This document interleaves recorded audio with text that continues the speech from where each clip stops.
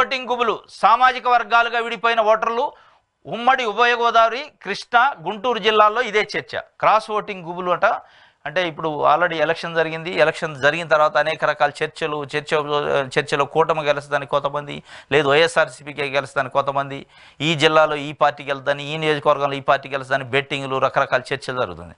దీంట్లో cross voting అనే గుబులు అభ్యర్థుల్లో పార్టీల్లో ఉందట. సామాజిక వర్గాల వారిగా కులాల వారిగా విడిపోయి ఓట్లు వేశారు అభ్యర్థులకి అని చెప్పి. ఎందుకంటే పార్లమెంటు అండ్ అసెంబ్లీ సైమల్టేనియస్గా ఉన్నాయి ఎన్నికలు ప్యారలల్గా. కాబట్టి పార్లమెంట్కి ఒక సామాజిక వర్గం, అసెంబ్లీకి ఇంకో సామాజిక వర్గం క్యాండిడేట్ ఉన్నప్పుడు వాళ్ళ సామాజిక వర్గానికి పార్లమెంట్లో వేసుకున్నారు. ఇంకొక సామాజిక వర్గం తేడా ఉంటే అక్కడ పార్టీనో లేదా అభ్యర్థిని చూసో ఓటేసిన పరిస్థితి. మొత్తానికి ఉమ్మడి ఉభయ గోదావరి జిల్లా అంటే తూర్పుగోదావరి అండ్ పశ్చిమ గోదావరి జిల్లా, కృష్ణా గుంటూరు జిల్లాలో ప్రధానంగా ఇది ఉందట. తూగోపాగు అంటే తూర్పుగోదావరి పశ్చిమ గోదావరిలో ప్రధానంగా కాపు సామాజిక వర్గం ఓట్ బ్యాంక్ ఉంది. జనసేన ఎక్కువ సీట్లు అక్కడ పోటీ చేసింది. కాకినాడ ఎంపీతో సహా అక్కడ పోటీ చేసింది. మొత్తం ఉమ్మడి గోదావరి జిల్లాల్లో 5 ఎంపీ సీట్లు ఉన్నాయి. దాదాపు 34 ఎమ్మెల్యే సీట్లు ఉన్నాయి. 5 ఎంపీ సీట్లలో 1 జనసేన పోటీ చేసింది, 2 బీజేపీ చేసింది, 2 తెలుగుదేశం పార్టీ చేసింది. అయితే అక్కడ ఉన్న క్రాస్ ఓటింగ్కి ప్రధానంగా ఏంటంటే ఈ పొత్తు, ఈ కూటమి అనేది జనసేన కంటెస్ట్ చేసిన దగ్గర తెలుగుదేశం బీజేపీ ఓట్లు వేయాలి, బీజేపీ చేసిన దగ్గర తెలుగుదేశం జనసేన వేయాలి, టీడీపీ చేసిన దగ్గర జనసేన బీజేపీ ఓట్లు వేయాలి. ఇది కూడా ఒక రకంగా ఇబ్బందికరమైన పరిస్థితి. ఈ క్రాస్ ఓటింగ్లో ఒక పార్టీ నుంచి ఇంకో పార్టీ క్రాసు అంటే ఓట్లు సజావుగా పడ్డాయా లేదంటే క్రాస్ ఓటింగ్ ఏమైనా జరిగింది అనేది మొత్తానికైతే ఎంపీ ఓటు ఒక పార్టీకి, ఎమ్మెల్యే ఓటు మరో పార్టీకి వేసినట్టు ప్రచారం. ఫలితాలు తారుమారయ్యే ప్రమాదంపై అభ్యర్థుల్లో ఆందోళన. క్రాస్ ఓటింగ్ పైన గోదావరి జిల్లాలో భారీగా బెట్టింగ్లు. గుంటూరు జిల్లాలో కూడా ఇదే చర్చ. ఉమ్మడి గోదావరి కృష్ణా గుంటూరు జిల్లాల్లో ఈ చర్చ నడుస్తుందట.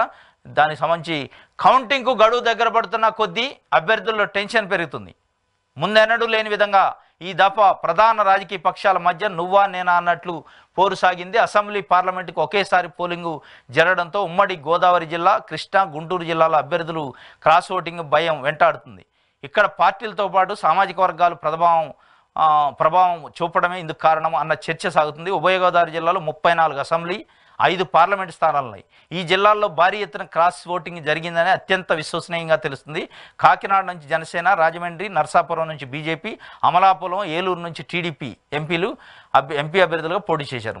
ఇది మనం అనుకున్నట్టు జనసేన ఒక కాకినాడ, అదేవిధంగా ఏలూరు అమలాపురం నుంచి తెలుగుదేశం, నరసాపురం రాజమండ్రి నుంచి బీజేపీ పోటీ చేసింది ఎంపీకి.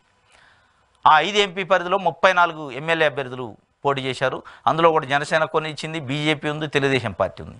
ఒక పార్టీ మధ్య క్రాస్ ఓటింగ్ ప్రమాదమే కాక కులాల పరంగా కూడా ఎంపీకి ఒక పార్టీకి వేస్తే ఎమ్మెల్యేకి వచ్చేటప్పటికి ఇంకో పార్టీ వేసి అక్కడ ఉభయ గోదావరి జిల్లా. ఎందుకంటే ఎంపీ అభ్యర్థులు లేదా ఎమ్మెల్యే అభ్యర్థులు వాళ్ళ సామాజిక వర్గానికి ఉంటే పార్టీని చూడకుండా సామాజిక వర్గానికి వేశారు. మళ్ళీ ఇంకొక వాళ్ళ సామాజిక వర్గం లేని దగ్గర పార్టీ చూసి ఓటేశారు. మొత్తానికైతే ఈ క్రాస్ ఓటింగ్లో ఎవరికి దెబ్బపడే అవకాశం ఉంది, ఎవరికి నష్టపోయే అవకాశం ఉంది అనేది మొత్తానికి ఉభయ గోదావరి జిల్లాలో, కృష్ణా గుంటూరు జిల్లాలో ఉన్న అభ్యర్థుల గుండెల్లో గుబులెత్తుతుంది. ఆ గుబులకి ఇరుగుడు ఏంటంటే జూన్ 4నే తెలిసింది దానికి సమాధానం ఏందనేది. నిజంగా ఆ క్రాస్ ఓటింగ్ ఫలితం ఎట్లా ఉండబోతుంది, క్రాస్ ఓటింగ్ వల్ల ఎవరికి నష్టం ఎవరికి లాభం అనేది మనకు